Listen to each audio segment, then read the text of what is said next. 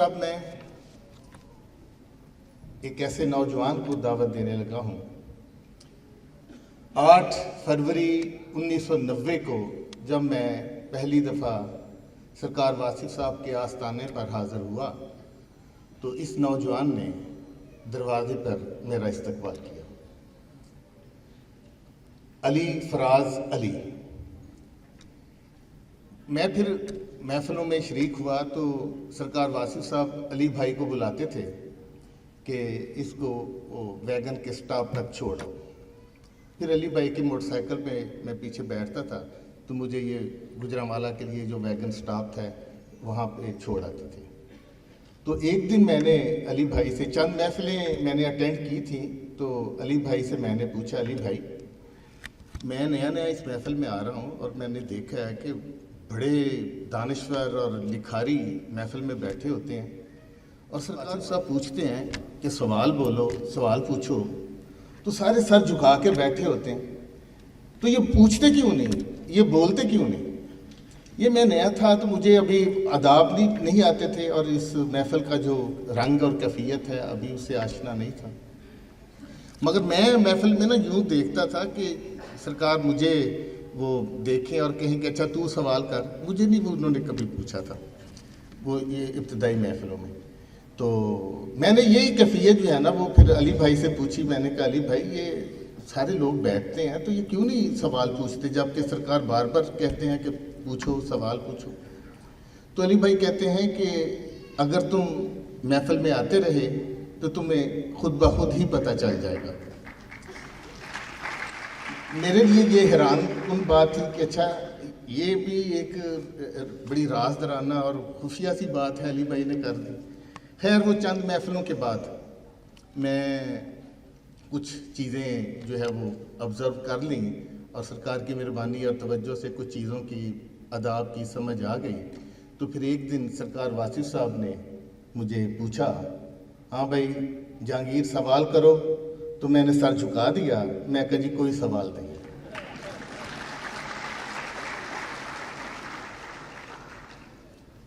ख़वातीन हज़रात, बहुत बड़े उस्ताद जनाब वज़ीरुल हसन आबदी साहब, उनके साहबजादे हैं जनाब अली फराज अली, और इनकी वालदा मोहतरमा वो भी सरकार वासिफ साहब की शागिर्दा थी। तो एक शायद अली भाई तो ये वाक़या ना सुनाए, मैं आपकी नज़र करता हूँ, सवातों की नज़र। ये हुआ इस तरह, अली भाई ने मुझे बात सुनाई कि मैं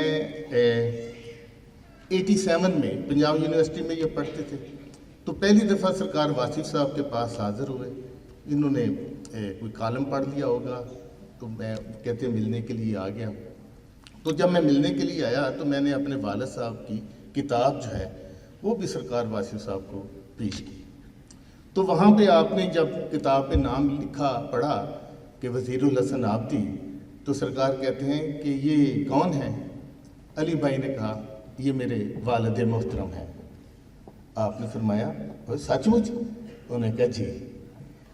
तो सरकार ने फरमाया इनकी वालदा का नाम लेके, और तुम उसके बेटे हो?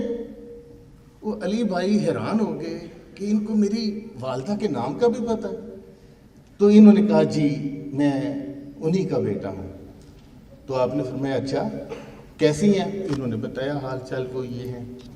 खैर वो मुलाकात के बाद ये घर गए तो ये इन्होंने ना अपनी वालदा साहबा से इस मुलाकात का जिक्र किया कि मामा जान आप जी डॉक्टर हुसैन मुहैयुद्दीन साहब तशरीफ़ लाए हैं, इनका हम खुश दिली से इस्तकबाल करते हैं।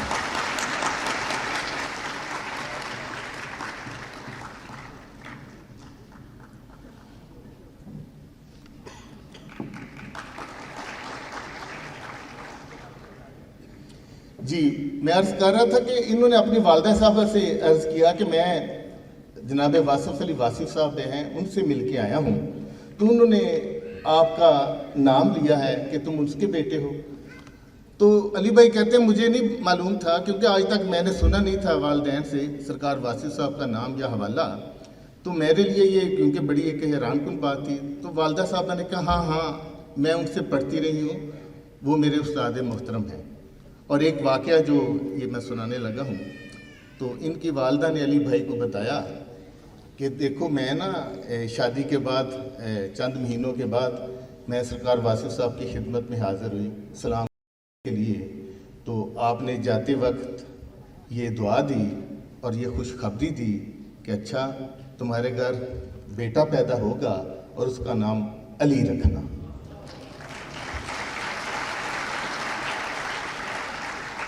اور یہ یعنی زمین پر ظاہر ہونے سے پہلے سرکار واصف صاحب کی نگاہ، ان کا تصرف، ان کی دعا، اس کی شکل جناب علی فراز علی ہیں۔ ان سے گزارش ہے کہ وہ آئیں، اپنی یادوں ملاقاتوں کو شیئر کریں۔ جناب بڑے محترم سامعین اور معزز مقررین، جہانگیر سے میں نے کہا تھا کہ میں اپنی تعریفیں خود کر لوں گا، لیکن جہانگیر نے اب مجھے تعریف کرنے کے قابل نہیں چھوڑا، تو اتنی تعریفیں کر دی ہیں۔ تو یہ کاشف بھائی کا حکم تھا جو میں ٹال نہیں سکا، تو سب سے پہلے تو میں اپنی ایک واردات حکم اور ادب کے حوالے سے بیان کرنا چاہتا ہوں جو میں نے اس گھر سے سیکھی ہے۔ میں آپ کے سامنے کسی بات پہ مسکرا رہا تھا، بابا حضور کے سامنے، تو آپ نے مجھے پوچھا کس بات پہ مسکرا رہے ہو، تو میں نے کہا نہیں ایسی کوئی بات نہیں۔ تو اب آپ نے جو بات کہی نا وہ بڑی قابل غور ہے۔ آپ نے مجھے کہا جھوٹ ہی بول دو تاکہ کوئی حکم عدولی نہ ہو۔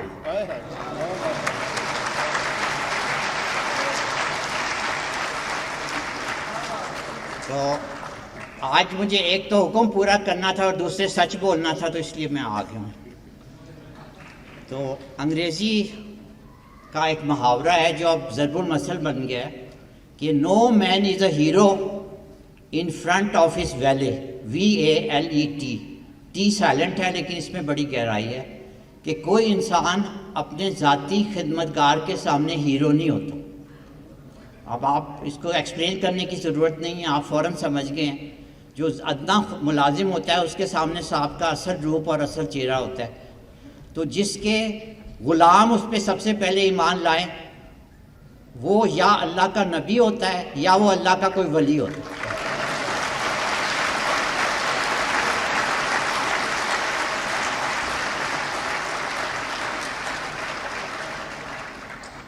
میں 2 سال تک واصف صاحب کے دفتر میں ایک ادنا ملازم کے طور پہ حاضر رہا ہوں، تو اس لیے میری گواہی جو ہے بڑی معتبر ہے۔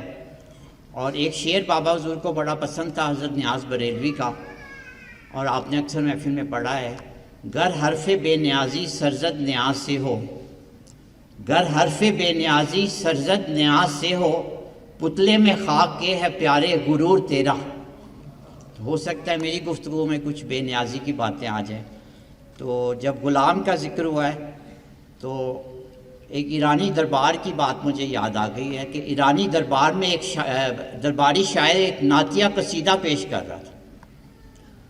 تو قصیدہ پیش کرتے کرتے جب وہ کلائمیکس پہ پہنچا تو اس نے ایک مصرع پڑھا جس کا مفہوم یہ تھا کہ سب بادشاہ آپ سرکار حضور پاک علیہ الصلوۃ والسلام کے ادنا غلام ہیں۔ تو بادشاہ تھا، وہ جلال میں آ گیا اور اس نے بڑے غصے سے کہا میں بھی ان کا غلام ہوں۔ تو دربار پہ ایک سکتے کا عالم طاری ہو گیا اور لوگ منتظر تھے کہ اب اس شاعر کی گردن اڑانے کا حکم ہو جائے گا۔ تو شاعر نے بڑے اطمینان سے جواب دیا اگر وہ قبول کریں۔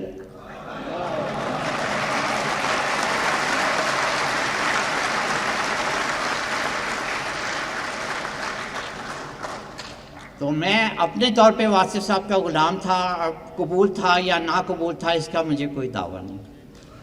تو اب آپ بر صغیر کی تاریخ کا بھی ایک واقعہ سن لیجئے۔ بر صغیر کا ایک بڑا شریعت پسند بادشاہ گزرا ہے، التتمش، جسے عام طور پہ التمش کہتے ہیں غلطی سے۔ تو اس نے اپنی راجدھانی میں موسیقی پہ مکمل پابندی لگوا دی تھی۔ تو اس کے درباری ایک دفعہ ایک بابے کو پکڑ کے لائے کہ یہ ایک آلہ موسیقی بجا رہا تھا۔ تو بادشاہ نے بڑے غصے سے پوچھا بابا جی آپ تم یہ تنبورا کیوں بجا رہے تھے؟ تو اس بابے نے وہ میوزیکل انسٹرومنٹ اپنے سر پہ مار کے توڑ لیا اور روتے ہوئے بولا کہ اب بدذوقی کا یہ زمانہ آ گیا ہے کہ لوگ ستار کو تنبورا کہتے ہیں۔ تو عرض یہ کرنا تھا کہ اب جو ہے کچھ لوگوں کا نام میرے بابا حضور کے ساتھ ایک ہی سانس میں لیتے ہیں جو مجھ سے برداشت نہیں ہوتا۔ تو اس لیے میں آج کچھ سچ بولنا چاہتا ہوں آپ کے ساتھ، کچھ رازوں سے پردہ. اور یہ عرس تو انشاءاللہ 50 سال بعد ہی ہوگا، اور بڑے بڑے اسکالرز آئیں گے اور بڑے اونچے مقالات پیش کریں گے، لیکن میں ذاتی سے کچھ باتیں کرنا چاہتا ہوں جو میرے علاوہ شاید کوئی اور نہ کرے.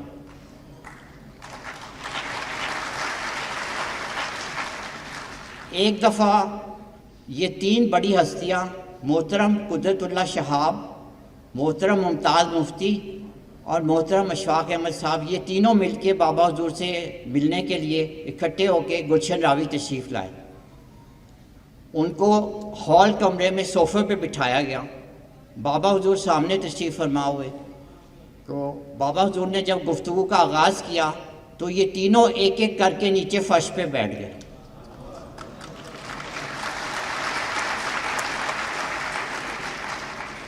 اور انہوں نے کہا کہ یہ علم کوئی اور ہی علم ہے.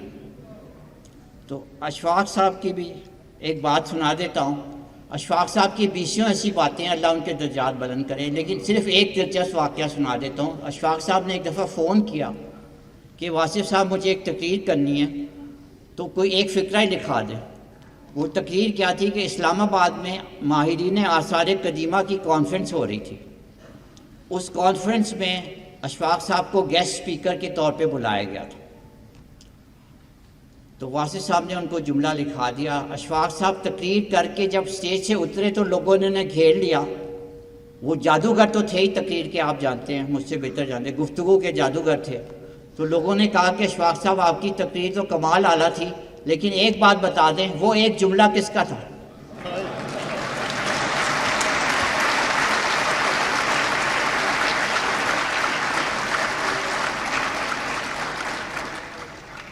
وہ جملہ وہی تھا جو بابا حضور نے لکھوایا تھا، اور آپ کے لطف طبع کے لیے وہ میں جملہ بھی سنا دیتا ہوں.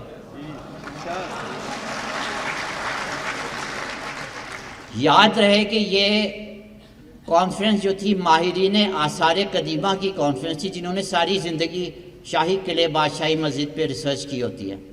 تو جملہ یہ تھا کہ تاریخ میں بادشاہوں کے پکے محلات کو بھی وہ مقام حاصل نہیں ہو سکا. تاریخ میں بادشاہوں کے پکے محلات کو بھی وہ مقام حاصل نہیں ہو سکا جو سونی کے ایک کچے گھڑے نے کر لیا.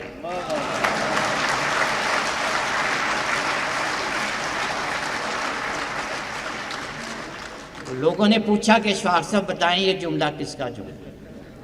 اور اشفاق صاحب نے اپنی آخری تقریر میں کہا تھا کہ ہم اپنے جملے خود بناتے تھے، واصف صاحب کے جملے کہیں اور سے آتے. قرآن پاک کی ایک سادہ سی آیت ہے جس کو مفسرین نے بڑا مشکل بنا دیا ہے کہ اللہ کی، اے ایمان والو، اللہ کی اطاعت کرو، رسول کی اطاعت کرو، اور تمہارے درمیان جو اولو الامر ہے اس کی اطاعت کرو. تو واصف صاحب کا کمال جو تھا وہ تھا چاول کے دانے پہ کل ہو اللہ لکھنے کا کمال تھا. اتنی بلیغ بات کو اتنے مختصر انداز میں، تو آپ نے اس مسئلے کو، اولو الامر کے مسئلے کو آپ نے ایک جملے میں حل کر دیا. آپ نے فرمایا کہ یہ فیصلہ تو ہم کربلا میں کر رہے ہیں.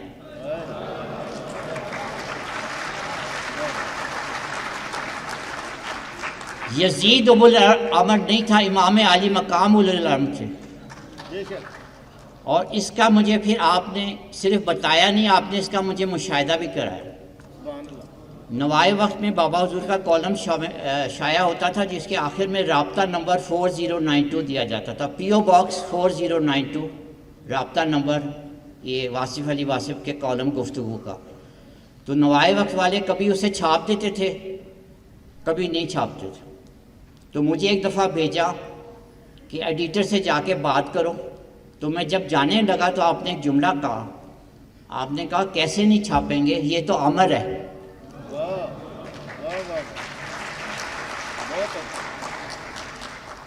اچھا، مجھے تو بات بالکل سمجھ میں نہیں آئی. بہرحال میں نے ایڈیٹر سے جا کے بات کی. اس نے کہا جی کہ یہ کالم کے وقار کے منافی ہے کہ رابطہ دیا جائے. یہ 89 کی بات ہے.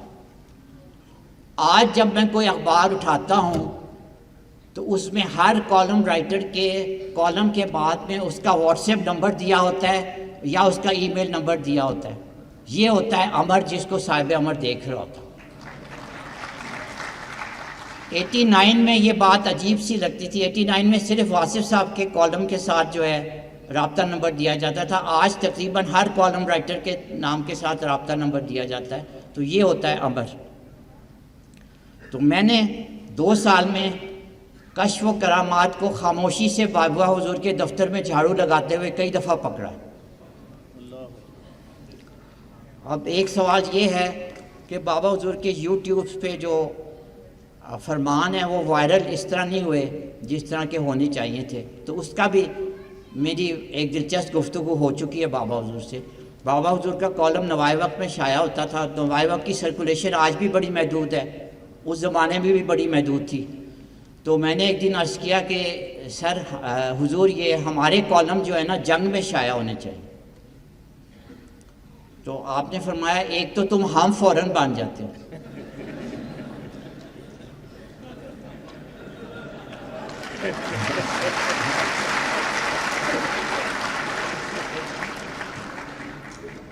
پھر اس کا جواب دیا کہ اس سے کیا فائدہ ہوگا. میں نے عرض کیا جی سب لوگ پڑھیں گے. تو آپ نے جو جواب دیا وہ میں چاہتا ہوں کہ ہر بندہ نوٹ کر لے. اس سے پتہ چلے گا کہ آپ لوگ کتنے اسپیشل لوگ ہیں. میں نے عرض کیا کہ اس کا فائدہ ہوگا کہ سب لوگ پڑھیں گے. آپ نے کہا یہ بات سب لوگوں کے لیے نہیں ہے.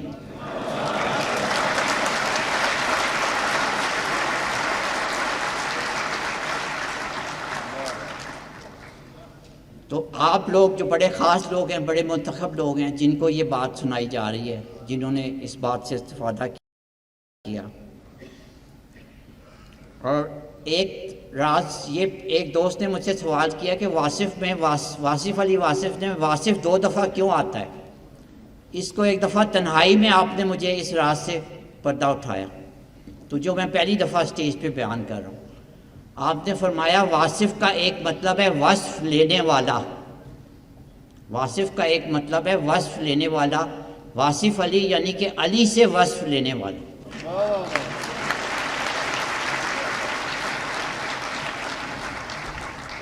اور دوسرے واصف کا مطلب ہے وصف بیان کرنے والا, یعنی کہ علی سے وصف لے کے علی کا وصف بیان کرنے والا واصف علی واصف.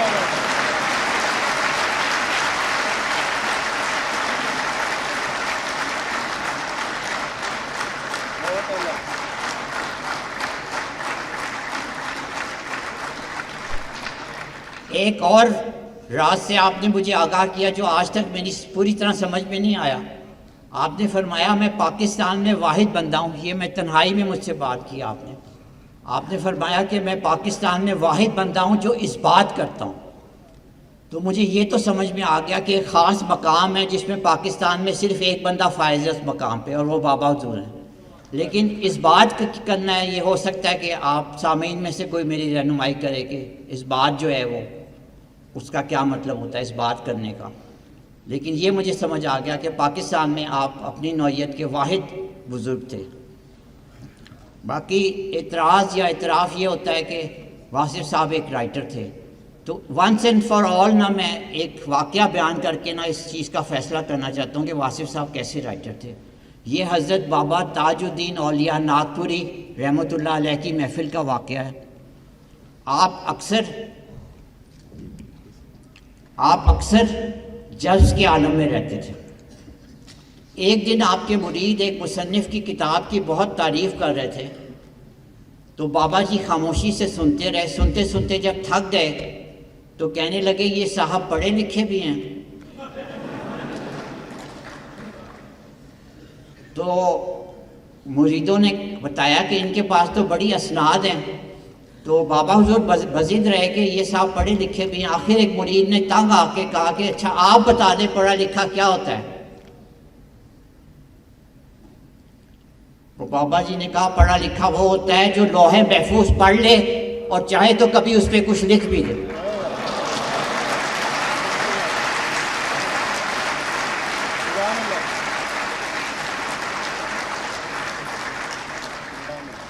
تو واصف صاحب واقعی ایک رائٹر تھے. یہ میں نے بڑے قریب ہو کے دیکھا. بڑے پڑھے لکھے انسان تھے.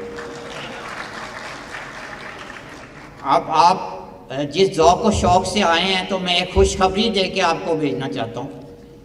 جیسا کہ آپ जो वासिफ साहब के क़ारीन हैं वो सब जानते हैं कि बाबा हुजूर ने अक्सर नसर में नज़म में इस बात का जिक्र किया है कि पाकिस्तान पे एक शानदार मुस्तकबिल आने वाला है, आने वाले कमाल के दिन हैं, अज़मत ज़ुलजलाल के दिन हैं। दूर की आवाज़ आपकी एक तवील नज़म है, शब चिराग में शामिल है। तो जुमे की महफिल में लोग ज़रा बेतकल्लुफ़ होते थे, तो ये जिक्र हो रहा था, तो एक बंदे ने पूछ लिया कि हुजूर ये वाक़या हमारी ज़िंदगी में होगा? तो बाबा हुजूर ने इरशाद फरमाया, हाँ ये वाक़या तुम्हारी ज़िंदगी में होगा।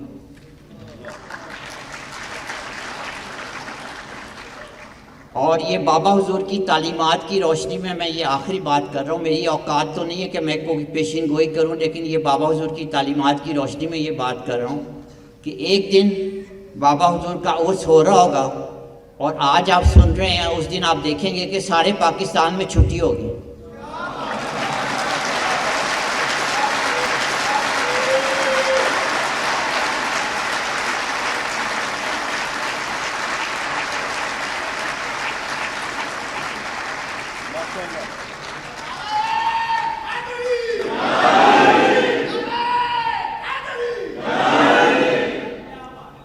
और उस दिन हो सकता है दिल्ली, अजमेर और कश्मीर में भी छुट्टी हो। बस